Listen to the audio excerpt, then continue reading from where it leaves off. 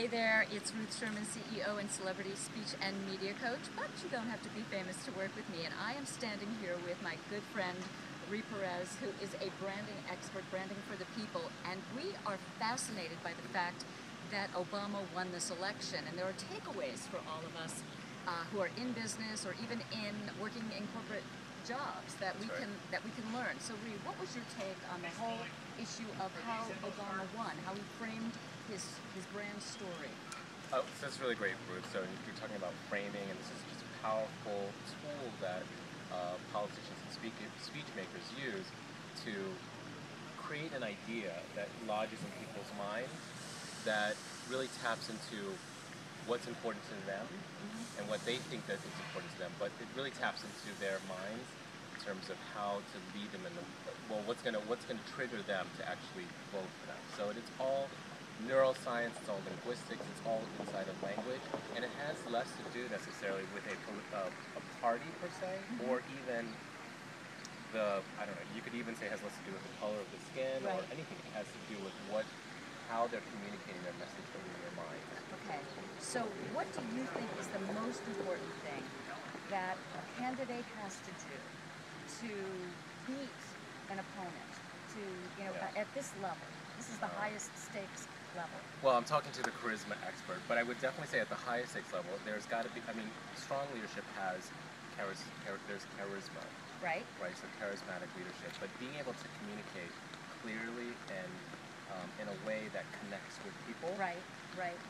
Connects with their hearts, not just intellectually, but connects with their hearts and their emotions. So in terms of how they tell their story, what would you think about the storytelling aspect of how Obama communicated and connected with the voters better than Mitt Romney was able to? Yeah, I think it's all around the idea of hope, and it's the idea of like hope and confidence for what's possible for the future of Americans. You know, I think that is really the idea he sold. Okay.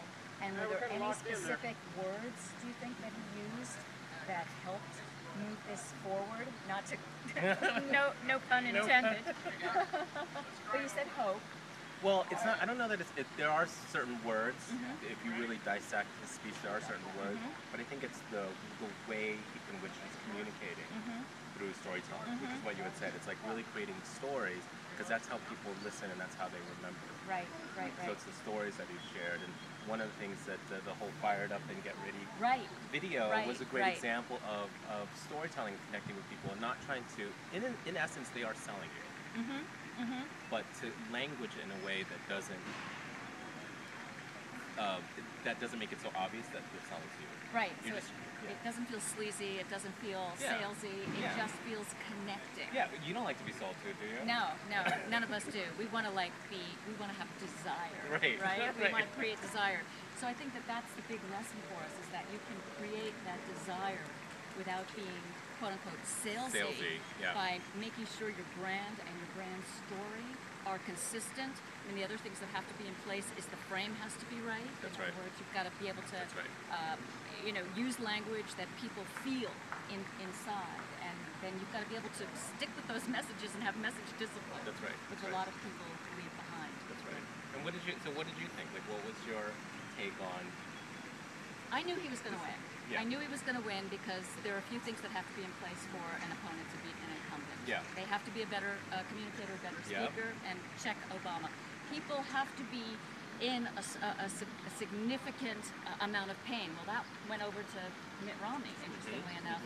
And the third thing is that they have to be able to connect with people so that people feel that they get them. So there was 2 to 1. Yeah. And that's why Obama won, in my opinion. That always has to be the case for the incumbent, for an opponent to beat an incumbent. Yeah. And it's a great lesson learned just for anyone, whether you're a politician or an entrepreneur or a business owner. It's really connecting with people, with the language that you're using, telling stories, and really making sure that you're that you have that charisma or that personality that people just want to either be led by you or listen to you or whatnot. So, give you a second chance. Or give you a second chance. Give you a second chance. Thank you so much. Oh my God, okay, yes, good. totally. All right. Bye, everyone.